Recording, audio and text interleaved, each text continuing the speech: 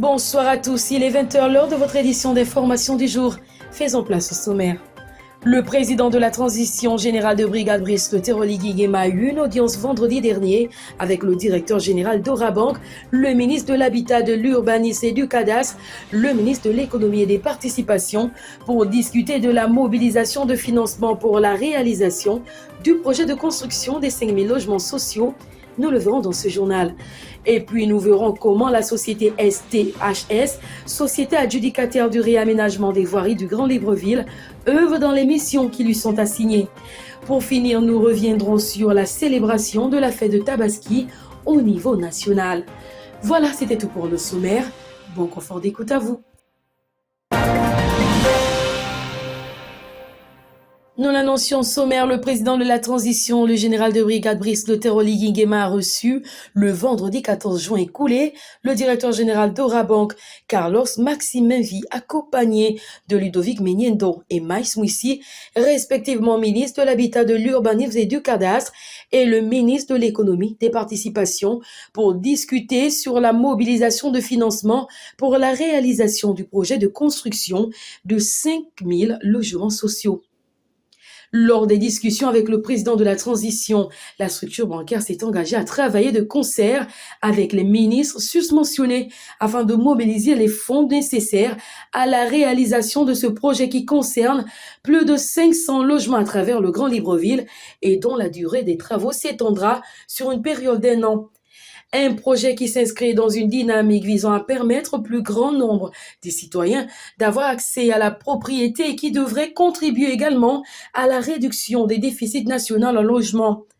En effet, bien que considéré comme l'un des pays les plus urbanisés d'Afrique centrale, avec près de 87% de la population résidant en milieu urbain, le Gabon peine à répondre à la relative explosion démographique qu'il connaît actuellement, plombant ainsi au passage le développement de l'habitat pour répondre aux besoins en logement des populations.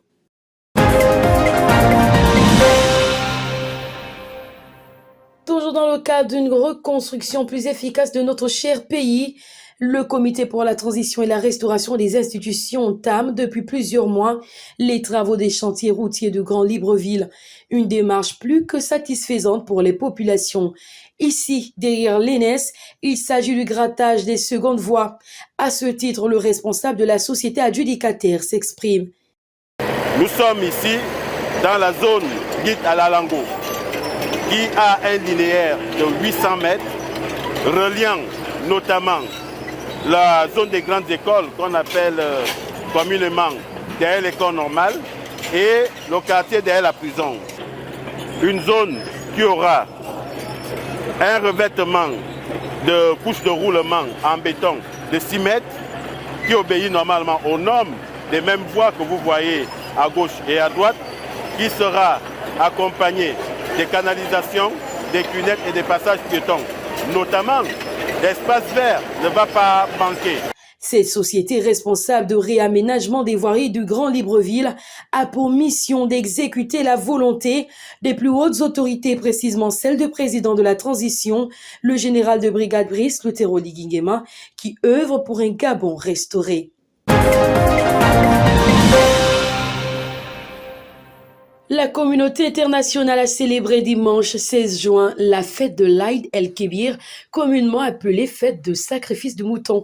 Après la grande prière en matinée dans les mosquées, la fête s'est poursuivie dans la joie et dans l'allégresse, dans les foyers musulmans en se prêtant au rituel du sacrifice de l'animal au sortir de la prière.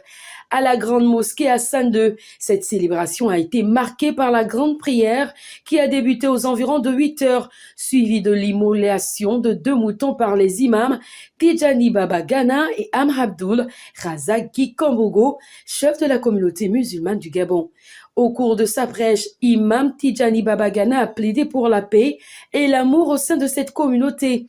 Non sans omettre de remercier le président de la transition, le général de brigade Brice Teroli Guéma pour son soutien. En guise de conseil en rapport avec la Tabaski, il a demandé à ce que tous qui avaient à faire des sacrifices attendent d'abord le geste symbolique de l'immolation de l'imam, qu'il soit effectué avant toute action dans ce sens. Pour finir, un cocktail dînatoire offert par la communauté musulmane a bouclé cette manifestation au Beach Club à la Sablière dans la commune d'Akanda. Voilà qui met un terme à cette édition d'information. Merci de nous avoir suivis. N'oubliez pas de vous connecter demain à la même heure. Et moi, je vous dis bonsoir chez vous.